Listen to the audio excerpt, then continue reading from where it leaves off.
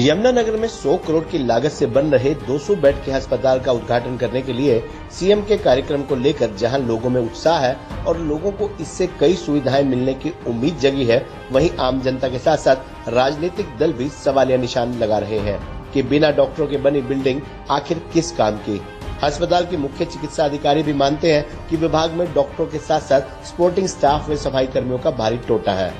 आपको बता दें कि 11 मई को प्रदेश के मुख्यमंत्री मनोहर लाल खट्टर यमुनानगर में 200 बेड के नवनिर्मित अस्पताल का लोकार्पण करने के लिए आ रहे हैं, जिसे लेकर लोगों में भारी उत्साह है, क्योंकि यहां इस अस्पताल के बनने से अनेकों सुविधाएं लोगों को मिलेंगी। लेकिन आम जनता के साथ साथ राजनीतिक दल व अन्य संगठन भी इस बात पर सवालिया निशान लगा रहे हैं कि सीएम साहब क्या बिना डॉक्टरों के बने बिल्डिंग का लोकार्पण करेंगे। बता दें कि अस्पताल में ना तो मनोवैज्ञानिक डॉक्टर है, ना ही एमडी मेडिसिन डॉक्टर और ना ही गायनोलॉजिस्ट। इतना ही नहीं, सफाई कर्मियों की भी भारी कमी है, जबकि सपोर्टिंग स्टाफ भी आधे से कम है। ऐसे में जनता के साथ साथ राजनीतिक दलों द्वारा सवालिया निशान उठाए जाने लाजमी है। हालांकि सिविल सर्जन मंजीत सिंह भी इस बात को मानते हैं, लेकिन उनका कहना है कि इस बारे विभागीय अधिकारियों के साथ साथ सरकार को भी अवगत करवाया गया है तथा उन्हें आशा है कि सरकार जल्द ही रिक्त पदों को भरने का काम करेगी। कांग्रेसी नेता श्याम सुंदर बत्रा तथा आईएमए के पूर्व राष्ट्रीय अध्यक्ष डॉक्टर राजन शर्मा भी बिना डॉक्टरों के बिल्डिंग के उद्घाटन पर सवालिया निशान लगा रहे हैं।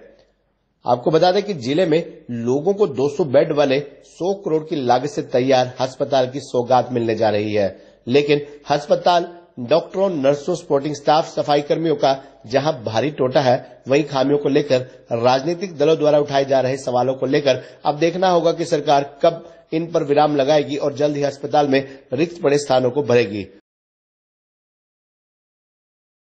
नए अस्पताल का पहली बात तो ये हमारा पुराना जो मुकंदलाल सिविल हॉस्पिटल है, अभी बीते जमाने में तो 75 बेड का था, जो कि पिछली सरकार में ही सैंक्शन हो गया था इसको और बढ़ाने के लिए। इस सरकार में इस बिल्डिंग में तेजी लाएगी और अब हम देख रहे हैं जो ये 200-300 बेड का अस्पताल बन गया है और जिले में एक अच्छी, जिसको कहते हैं, एडिशन है, ताकि मरीजों को उसका निजात मिल सके और बीमारी से निजात मिल सके और उनकी समस्याओं का हल हो सके। पर ये कदम सराहनीय होता अगर बिल्डिंग इलाज कर पाती। इलाज करने के लिए सबसे जरूरी एक डॉक्टर, सारा इक्विपमेंट जिसको कहते हैं, और नर्सिस, पैरामेडिकल स्टाफ, पूरे state of the art laboratories, X rays, जो भी सारा सामान है उनको चलाने वाले व्यक्ति, और इसमें मेंटेनेंस स्टाफ की भी बड़ी अहम भूमिका है।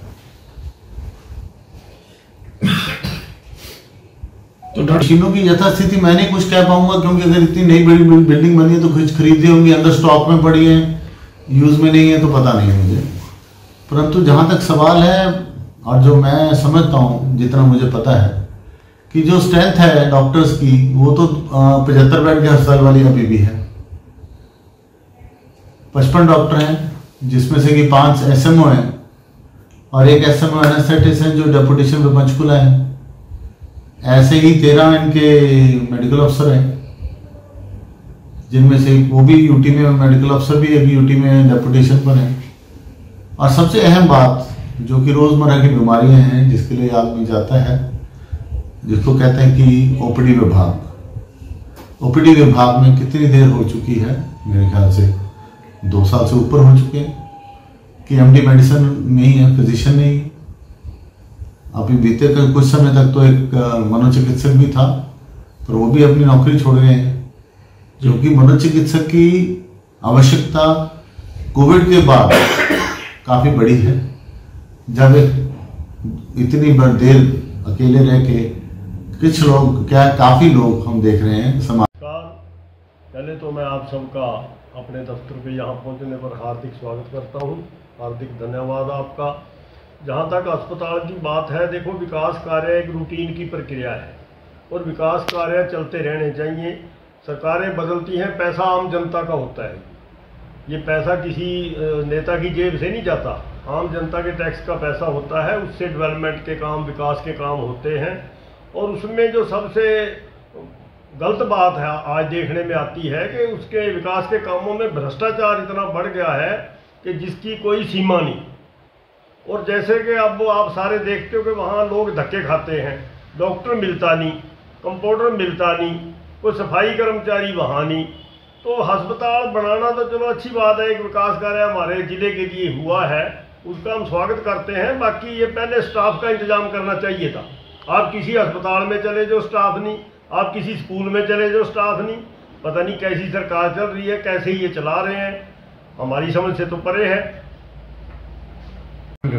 जी हाँ, जैसा कि सबको विदित है कि हमारे माननीय मुख्यमंत्री महोदय इस बार जिला यमुनानगर के MLDCH सिविल अस्पताल यमुनानगर से पूरे प्रदेश के स्वास्थ्य सेवाओं का उद्घाटन करेंगे ऑनलाइन। तो इसमें जैसे कि आपको पता ही है कि बहुत समय से कई सालों से हमारे पास यमुनानगर में सिविल अस्पताल की बिल्डिंग निर्माणाधीन थी, क्योंकि कोविड के चलते जिसका निर्माण धीमा पड़ गया था। तो अंततः हमें बिल्डिंग मिल गई है और जल्दी ही हमें हैंडओवर भी हो जाएगी। थोड़ा सा AC का काम बाकी है, जो कि शनिवार तक पूरा हो जाएगा। शनिवार को AC का ट्रायल है। जैसा कि हम जानते हैं, पहले हमारे पास सिर्फ ट्रॉमा सेंटर की बिल्डिंग थी और SNCU की बिल्डिंग थी, और बहुत कम स्पेस होने के कारण सारी OPD इमरजेंसी और सारा ऑपरेशन थिएटर वगैरह सब उसी में था।